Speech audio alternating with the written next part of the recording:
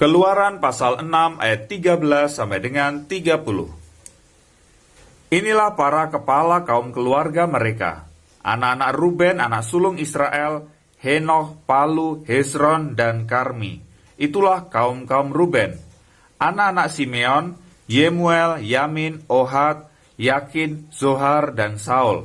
Anak seorang perempuan Kanaan. Itulah kaum-kaum Simeon. Inilah nama anak-anak Lewi menurut urutan kelahirannya. Gerson, Kehat, dan Merari. Umur Lewi 137 tahun. Anak-anak Gerson, Libni, dan Simei menurut kaum mereka. Anak-anak Kehat, Amram, Yisar, Hebron, dan Uziel. Umur Kehat 133 tahun. Anak-anak Merari, Mahli, dan Musi. Itulah kaum-kaum Lewi menurut urutannya. Dan Amram mengambil Yokhebed, saudara ayahnya, menjadi istrinya, dan perempuan ini melahirkan Harun dan Musa baginya. Umur Amram 137 tahun. Anak-anak Yisar, Korah, Nefek, dan Zikri. Anak-anak Uziel, Misael, Elsafan, dan Sitri. Dan Harun mengambil Eliseba, anak perempuan Aminadab, saudara perempuan Nahason, menjadi istrinya. Dan perempuan ini melahirkan baginya Nadab, Abihu, Eleazar, dan Itamar. Anak-anak Korah, Asir, Elkana, dan Abiasaf. Itulah kaum-kaum orang Korah. Eleazar, anak Harun, mengambil salah seorang anak perempuan Putiel menjadi istrinya, dan perempuan ini melahirkan Pinehas baginya. Itulah para kepala kaum keluarga orang Lewi menurut kaum mereka. Itulah Harun dan Musa yang diperintahkan Tuhan. Bawalah orang Israel keluar dari tanah Mesir menurut pasukan mereka. Merekalah yang berbicara kepada Firaun raja Mesir supaya mereka membawa orang Israel keluar dari Mesir. Itulah Musa dan Harun. Pada waktu Tuhan berfirman kepada Musa di tanah Mesir, Tuhan berfirman kepadanya, "Akulah Tuhan, katakanlah kepada Firaun raja Mesir segala yang kufirmankan kepadamu." Tetapi Musa berkata di hadapan Tuhan, "Bukankah aku ini seorang yang tidak petah lidahnya? Bagaimanakah mungkin Firaun akan mendengarkan aku?" Berfirmanlah Tuhan kepada Musa, "Lihat, aku mengangkat engkau sebagai Allah bagi Firaun, dan Harun abamu akan menjadi nabimu. Engkau harus mengatakan segala yang kuperintahkan kepadamu, dan Harun abangmu harus berbicara kepada Firaun, supaya dibiarkannya orang Israel itu pergi dari negerinya. Tetapi aku akan mengeraskan hati Firaun, dan aku akan memperbanyak tanda-tanda dan mukjizat-mukjizat yang kubuat di tanah Mesir. Bila mana Firaun tidak mendengarkan kamu, maka aku akan mendatangkan tanganku kepada Mesir dan mengeluarkan pasukanku, umatku orang Israel dari tanah Mesir dengan hukuman-hukuman yang berat. Dan orang Mesir itu akan mengetahui bahwa akulah Tuhan, apabila aku mengacungkan tanganku terhadap Mesir dan membawa orang Israel keluar dari tengah-tengah mereka." Demikianlah diperbuat Musa dan Harun seperti yang diperintahkan Tuhan kepada mereka. Demikianlah diperbuat mereka. Adapun Musa 80 tahun umurnya dan Harun 83 tahun ketika mereka berbicara kepada Firaun. Dan Tuhan berfirman kepada Musa dan Harun, "Apabila Firaun berkata kepada kamu, tunjukkanlah suatu mukjizat, maka haruslah kau katakan kepada Harun, ambillah tongkatmu dan lemparkanlah itu di depan Firaun, maka tongkat itu akan menjadi ular." Musa dan Harun pergi menghadap Firaun, lalu mereka berbuat seperti yang diperintahkan Tuhan. Harun melemparkan tongkatnya di depan Firaun dan para pegawainya, maka tongkat itu menjadi ular. Kemudian Firaun pun memanggil orang-orang berilmu dan ahli-ahli sihir, dan mereka pun ahli-ahli Mesir itu membuat yang demikian juga dengan ilmu mantra mereka. Masing-masing mereka melemparkan tongkatnya, dan tongkat-tongkat itu menjadi ular. Tetapi tongkat Harun menelan tongkat-tongkat mereka. Tetapi hati Firaun berkeras, sehingga tidak mau mendengarkan mereka keduanya seperti yang telah difirmankan Tuhan. Berfirmanlah Tuhan kepada Musa, "Firaun berkeras hati, ia menolak membiarkan bangsa itu pergi. Pergilah kepada Firaun pada waktu pagi, pada waktu biasanya ia keluar ke sungai, Nantikanlah dia di tepi sungai Nil dengan memegang di tanganmu tongkat yang tadinya berubah menjadi ular. Dan katakanlah kepadanya, Tuhan Allah orang Ibrani telah mengutus aku kepadamu untuk mengatakan, biarkanlah umatku pergi, supaya mereka beribadah kepadaku di padang gurun. Meskipun begitu sampai sekarang engkau tidak mau mendengarkan. Sebab itu beginilah firman Tuhan. Dari hal yang berikut akan kau ketahui bahwa akulah Tuhan.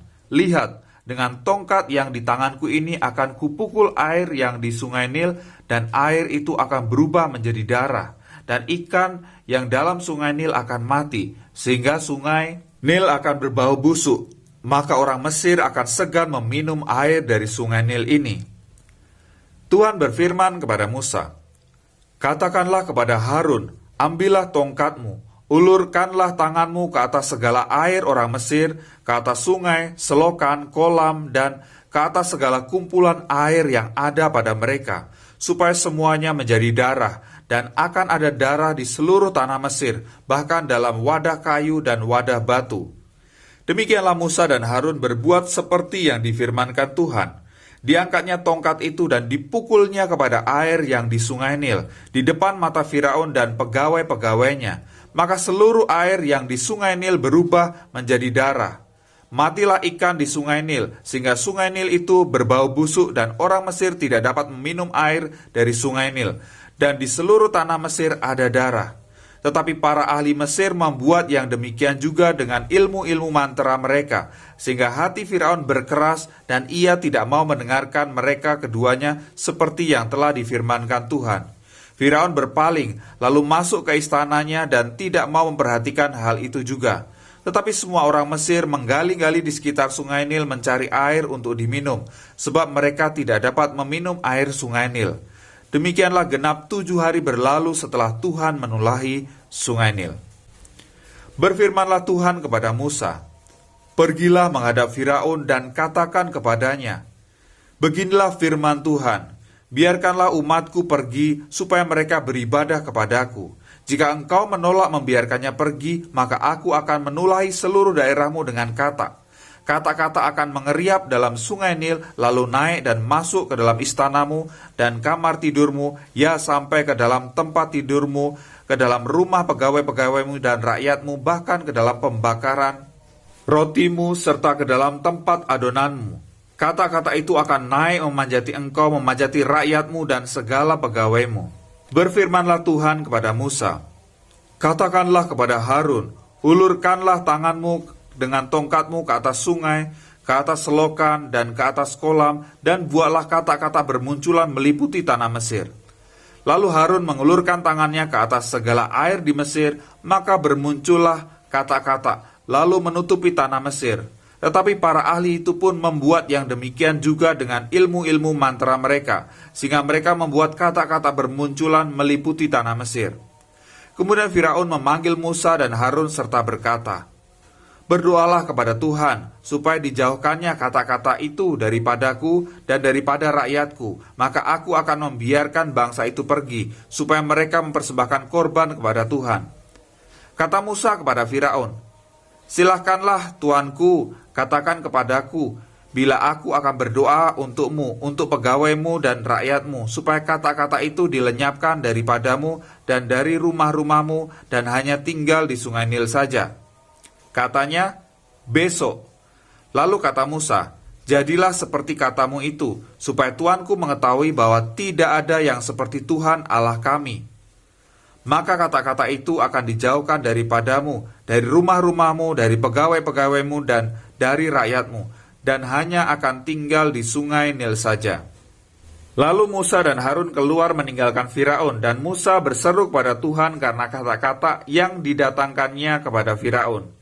Dan Tuhan melakukan seperti yang dikatakan Musa, sehingga kata-kata itu mati lenyap dari rumah, dari halaman, dan dari ladang. Dikumpulkan oranglah bangkai-bangkainya bertumpuk-tumpuk, sehingga tanah itu berbau busuk. Tetapi ketika Firaun melihat bahwa telah terasa kelegaan, ia tetap berkeras hati, dan tidak mau mendengarkan mereka keduanya, seperti yang telah difirmankan Tuhan. Berfirmanlah Tuhan kepada Musa, katakanlah kepada Harun, Ulurkanlah tongkatmu dan pukulkanlah itu ke debu tanah, maka debu itu akan menjadi nyamuk di seluruh tanah Mesir. Lalu mereka berbuat demikian. Harun mengulurkan tangannya dengan tongkatnya dan memukulkannya ke debu tanah, maka nyamuk-nyamuk itu hinggap pada manusia dan pada binatang. Segala debu tanah menjadi nyamuk di seluruh tanah Mesir. Para ahli itu pun membuat yang demikian juga dengan ilmu-ilmu manteranya untuk mengadakan nyamuk-nyamuk, tetapi mereka tidak dapat. Demikianlah nyamuk-nyamuk itu hinggap pada manusia dan pada binatang. Lalu berkatalah para ahli itu kepada Firaun, "Inilah tangan Allah." Tetapi hati Firaun berkeras, dan ia tidak mau mendengarkan mereka seperti yang telah difirmankan Tuhan.